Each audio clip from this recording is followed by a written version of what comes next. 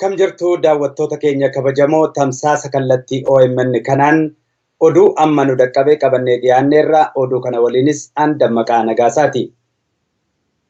Barattoonni Yuunivarsiitii Hawaasaa warraaqsa uummanni Oromoo gaggeessaa jiranitti makamanii.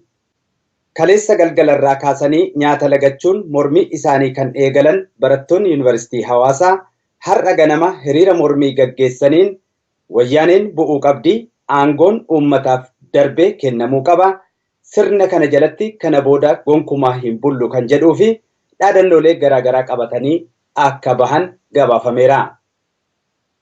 Hiriira mormii Yuunivarsiitii Hawaasaa kanas adda durummaadhaan kan gaggeessan barattoota Oromoo fi Amaaraa yommuu ta'an, barattoonni uummattoota kibbaa fi kanneen biroos itti makamaniiru. Mormii gara naannoo Finfinneetti yommuu deebinu immoo kaleessa galgala magaalaa Aqaaqii fi Finfinnee gidduutti kan argamu mankuusaan meeshaa waraanaa mootummaa TPLF uummataan cabee to'annaa jala galuunsaa beekameera. Mankuusaa meeshaa waraanaa kana keessattis qawwee, sinaayiparii, kilaashinkoofii, matireeyesii fi rasaasonni hedduu uummataan saamamaniiru. Mormii guyyaa kaleessaa godina addaa naannawaa Finfinnee magaalaa Alamganaa, Jamoo Finfinnee, Sabbataa fi Furiitti taasifameen kanneen barbadeeffaman: tokko warshaa Ayikaa Diimaa, lama warshaa BM Diimaa, sadaffaan kaampii konkolaataa Allaamudiin, arfaffaa warshaa Meettaa Biiraa Diimaatti argamu, shan konkolaataa warshaa Simmintoo Daanguutee Alamganaa keessatti argamu. Akkasumas magaalaa Sabbataatti bootteen tokko yommuu gubatu poolisiin Koomaandar Dastaa jedhamu ijoollee Oromoo lamarratti dhukaasa baneen garmalee madeessuunsaa gabaafameera. Qeerroon naannichaas Koomaandara kana adabuuf adamsaa akka jiran dhagahameera. Odoo kun kanaan jiru poolisoonni Oromiyaa bakkeewwan hedduutti mormii uummataa cinaa dhaabbatanii loltoonni agaazii akka uummata Oromoo hin ajjeefne ittisaa jiru. Kanaafis bakkeewwan hedduutti galateeffatamas jiru. Gara godina Arsii Lixaa magaalaa Shaashamanneetti yommuu dabarru immoo kaleessa galgalarraa eegalanii jiraattonni magaalaa Shaashamannee mormii gaggeessaniin konkolaatota sirnichaa 17 kan barbadeessan yommuu ta'u, wayita ammaa sochiin tokkollee magaalaa sana keessatti akka hin godhamne qeerroon magaalichaa to'annaa taasisaa jiran. Poolisoonni Oromiyaas bakkeewwan kanatti loltoonni agaazii jiraattota magaalaa Shaashamannee akka hin ajjeefne cinaa dhaabbataa jiran jedhan. Kanaafis jiraattonni magaalaa Shaashamannee galateeffataa jiru. Manneetii wayyaanotaa fi basaastota magaalaa Shaashamannee keessatti argaman irrattis tarkaanfiin fudhatamaa jira. Godina Shawaa Bahaa magaalaa Baatuu, Bulbulaa, Jiddoo Kombolchaa, Maqii, Boottee, Arsii Bahaa gandoolee baadiyyaa hedduu keessatti tarkaanfiin caasaalee sirnichaa irratti fudhatamanis akka itti fufanitti jiru. Gara godina Arsii Bahaatti hoggaa dabarru godina Balleettoo hanga Roobeetti to'annaa uummataa jala seeneera. Qeerroon huccuu milishootaa irraa yaasuun gubaa jira. Sagaleen gabaabduu achirraa arganne akka kanatti dhiyaata, waliin haa hordofnu. Meetti fufaa? Godina Arsii aanaa Leemuu fi magaalaa Balleettoo irraa. Hayyee waan jiru meenaa ibsaa? Wanti jiru amma hiriira dargaggoon ganama sa'a lamatti bahanii waan isaan barbaachisu itti fufaaru. Hayyee. Ammaa fi uffata milishoota irraa baasanii uffata isaanii gubanii mafakkurii isaanii magaalaa Roobee Gargeedhaa irraa kaasee hanga Baallisuutti karaa cufanii akkasumatti hanga aanaan Qoloo Abeetti dhiyaannaa achirraallee karaa cufaniitiin itti fufaaru. Hayyee. Kanneen akka meeshaa waraanaa wanti booji'an jira?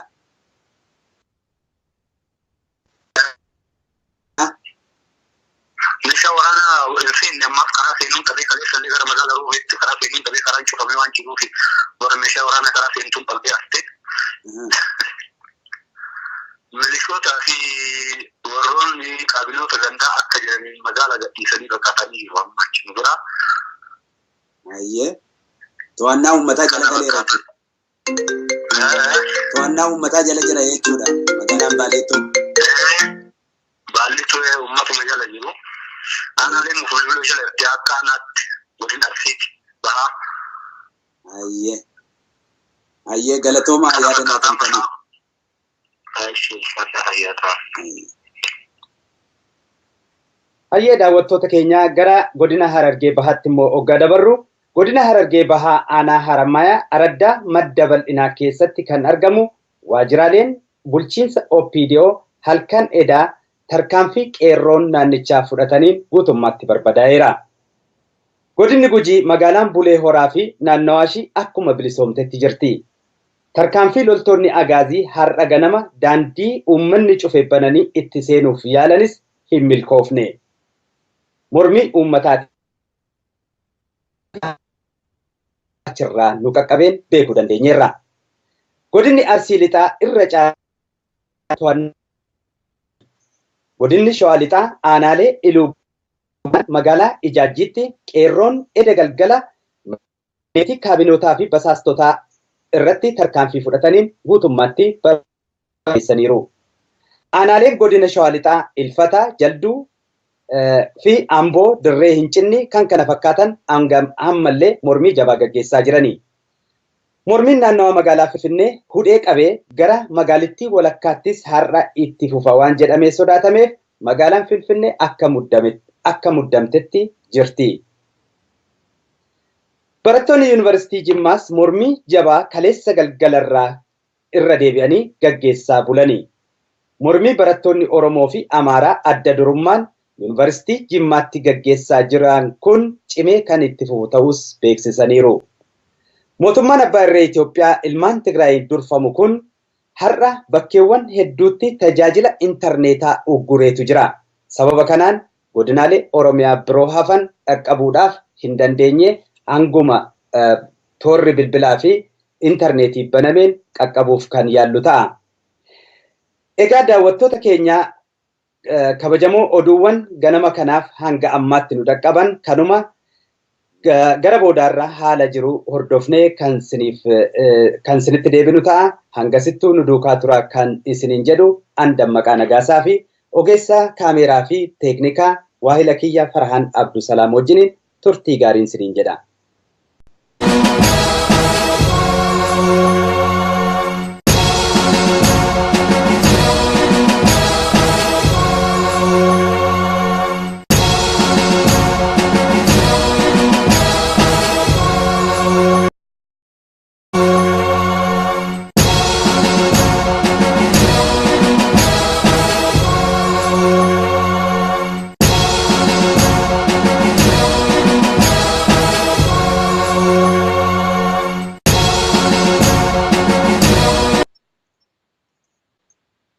Akkam jirtu daawwattoota keenya kabajamoo tamsaasa kallattii OMN kanaan oduu amma nu dhaqqabee qabannee dhiyaanneerra oduu kana waliinis Dammaqaa Nagaasaati. Barattoonni yuunivarsiitii Hawaasaa warraaqsa uummanni Oromoo gaggeessaa jiranitti makamanii.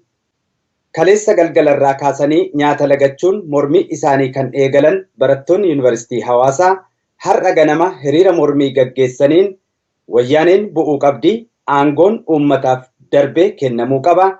Sirna kana jalatti kana booda gonkumaa hin bullu kan jedhuu fi dhaadannoolee garaagaraa qabatanii akka bahan gabaafameera.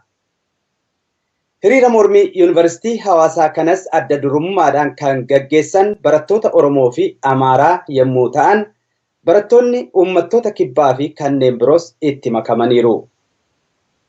Mormii gara naannoo Finfinneetti yommuu deebinu immoo to'annaa uummataa jala seeneera. Qeerroon huccuu milishootaarraa yaasuun gubaa jira. Sagaleen gabaabduu achirraa arganne akka kanatti dhiyaata waliin haa hordofnu. Meetti fufaa? Godina Arsii aanaalee Mufululu magaalaa Baalliitu irraa. Hayyee waan jiru meenaa ibsaa? Wanti jiru ammaaf hiriira dargaggoon ganama sa'a lamatti bahanii waan isaan barbaachisu itti fufaaru. Hayyee. Ammaaf uffata milishoota irraa baasaniitiin uffata isaanii gubanii mafakkurii isaanii magaalaa Roobee Garjeedhaa irraa kaasee hanga Baallisuutti karaa cufanii akkasumatti hanga aanaan Qoloo Abeetti dhiyaannaa jirraallee karaa cufaniitiin itti fufaaru. Hayyee. kanneen akka meeshaa waraanaa wanti booji'an jira.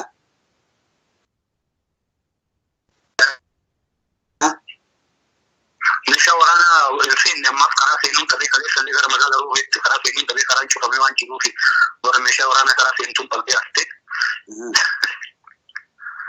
Milishootaa fi warroonni qabiloota gandaa akka jiranii magaalaa gadhiisanii baqatanii waammachi jira. Mormii uummataa cinaa dhaabbatanii loltoonni agaazii akka uummata Oromoo hin ajjeefne ittisaa jiru. Kanaafis bakkeewwan hedduutti galateeffatamas jiru. Gara godina Arsii Lixaa magaalaa Shaashamanneetti yommuu dabarru immoo kaleessa galgalarraa eegalanii jiraattonni magaalaa Shaashamannee mormii gaggeessaniin konkolaattota sirnichaa 17 kan barbadeessan yommuu ta'u, wayita ammaa sochiin tokkollee magaalaa sana keessatti akka hin godhamne qeerroon magaalichaa to'annaa taasisaa jiran. Poolisoonni Oromiyaas bakkeewwan kanatti loltoonni agaazii jiraattota magaalaa Shaashamannee akka hin ajjeefne cinaa dhaabbataa jiran jedhan. Kanaafis jiraattonni magaalaa Shaashamannee galateeffataa jiru. Manneetii wayyaanotaa fi basaastota magaalaa Shaashamannee keessatti argaman irrattis tarkaanfiin fudhatamaa jira. Godina Shawaa Bahaa magaalaa Baatuu, Bulbulaa, Jiddoo Kombolchaa, Maqii, Boottee, Arsii Bahaa gandoolee baadiyyaa hedduu keessatti tarkaanfiin caasaalee sirnichaa irratti fudhatamanis akka itti fufanitti jiru. Gara godina Arsii Bahaatti hoggaa dabarru godina Balleettoo hanga Roobeetti. To'annaa uummataa jala galeera. To'annaa uummataa jala jira jechuudha magaalaan Balleettoo.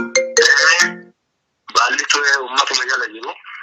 Aanaaleen mufulbiloo jala itti akka aanaatti godina Arsiiti Bahaa. Ayyee galatooma yaada naa kennitanii.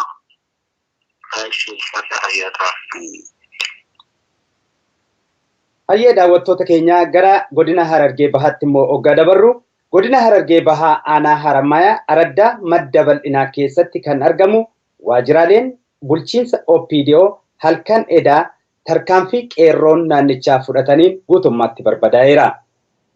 Godinni Gujii magaalaan Bulee Horaa fi naannawaashii akkuma bilisoomtetti jirti. Tarkaanfii loltoonni agaazii har'a ganama daandii uummanni cufe bananii itti seenuuf yaalanis hin milkoofne. Mormii uummataati achirraa nu qaqqabeen beekuu dandeenyeerra. Godinni Arsii Lixaa irra caalaa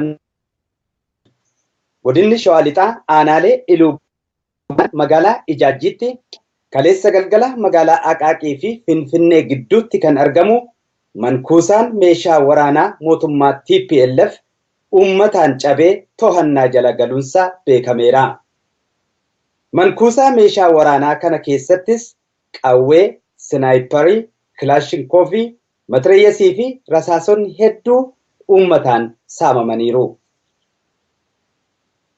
Mormii guyyaa kaleessaa godina addaa naannawaa Finfinnee magaalaa Alamganaa, Jamoo Finfinnee, Sabbataa fi Furiitti taasifameen kanneen barbadeeffaman tokko warshaa Ayikaa Diimaa, 2 warshaa BM Diimaa, 3ffaan kaampii konkolaataa Allaamudiin, 4ffaa warshaa Meettaa Biiraa Diimaatti argamu, 5 konkolaataa warshaa Simmintoo Daanguutee Alamganaa keessatti argamu. Akkasumas magaalaa Sabbataatti bootteen tokko yommuu gubatu poolisiin Koomaandar Dastaa jedhamu ijoollee Oromoo 2 irratti dhukaasa baneen garmalee madeessuunsaa gabaafameera. Qeerroon naannichaas koomaandara kana adabuuf adamsaa akka jiran dhagahameera. Odoo kun kanaan jiru poolisoonni Oromiyaa bakkeewwan hedduutti